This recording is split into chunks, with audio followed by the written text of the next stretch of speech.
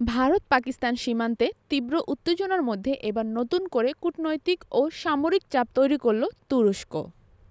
পাকিস্তানের করাচি বন্দরে নোঙর করেছে তুর্কি নৌবাহিনীর একটি অত্যাধুনিক যুদ্ধজাহাজ টিসিজি বুয়ুকাদা। ঘটনাটি দক্ষিণ এশিয়ার ভূ রাজনীতিতে নতুন মাত্রা যোগ করেছে বলে মনে করছেন বিশেষজ্ঞরা।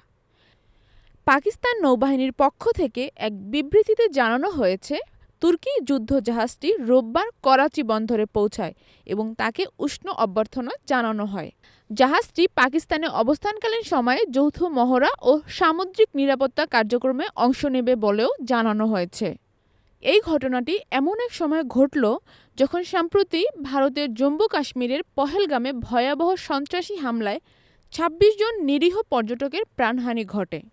হামলার জন্য সরাসরি পাকিস্তানকে দায়ী করে ভারত কঠোর প্রতিক্রিয়া জানায় এবং কূটনৈতিক সম্পর্ক সীমিত করার পাশাপাশি প্রতিরক্ষা ব্যবস্থা জোরদার করে।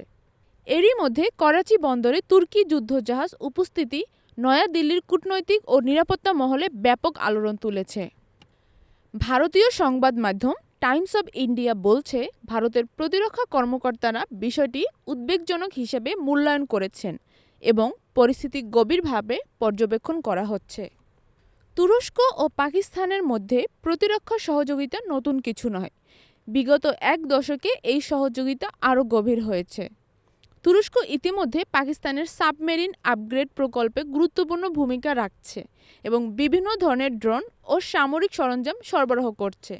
সম্প্রতি আতাতুর্ক ১৩ নামে একটি যৌথ সামরিক মহড়া অনুষ্ঠিত হয়, যেখানে উভয় দেশের স্পেশাল ফোর্স অংশগ্রহণ করে।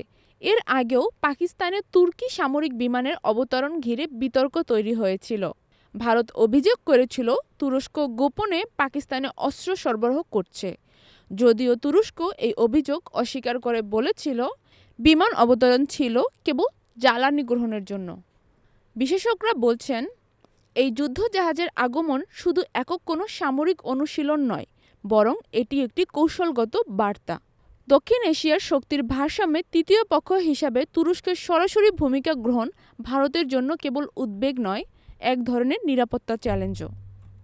নয়াদিল্লির আন্তর্জাতিক সম্পর্ক বিশ্লেষক অধ্যাপক রমেশ থাপার বলেন, তুরস্কর যুদ্ধজাহাজ পাকিস্তানে নোঙর করার অর্থ হলো চীন ও পাকিস্তানের সঙ্গে তুরস্ক এখন এক ধরনের প্রতিরক্ষা জোট গঠনের পথে।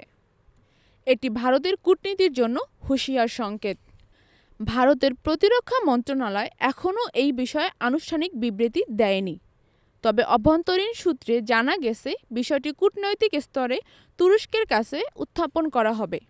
পাশাপাশি ভারত তার মিত্র রাষ্ট্রগুলোর সাথে আলোচনা শুরু করেছে, যেন দক্ষিণ এশিয়ায় কোনো পক্ষ তৃতীয় শক্তিকে সামরিক উদ্দেশ্যে ব্যবহার করতে না পারে। এদিকে পাকিস্তান ও তুরস্কের এই ঘনিষ্ঠতা নিয়ে ভারতের পররাষ্ট্র মন্ত্রণালয়ে এক ধরনের রেড অ্যালার্ট জারি হয়েছে বলেও জানা যাচ্ছে। ভারতের নীতি নির্ধারকরা বিষয়টি রাষ্ট্রপতি ও প্রধানমন্ত্রী পর্যায়ে পর্যবেক্ষণে রেখেছেন। করাচি বন্দরে তুর্কি যুদ্ধজাহাজের উপস্থিতি দক্ষিণ এশিয়ায় একটি নতুন সামরিক মেরুকরণের ইঙ্গিত দিচ্ছে। ভারত পাকিস্তান চিরবৈরী সম্পর্কে এই নতুন অনুপ্রবেশ অঞ্চলটি আরও অস্থির করে তুলতে পারে। বিশেষজ্ঞদের মতে, তুরস্ক যদি পাকিস্তানের পাশে আরও প্রকাশ্যে অবস্থান নেয়, তাহলে ভারত তার প্রতিরক্ষা ও কূটনৈতিক কৌশলে বড় রকম পরিবর্তন আনতে বাধ্য হবে। পরবর্তী পদক্ষেপ কী হবে তা নির্ধারণ করবে তুরস্কের করাচি সফরের পরবর্তী ঘটনাপ্রবাহ।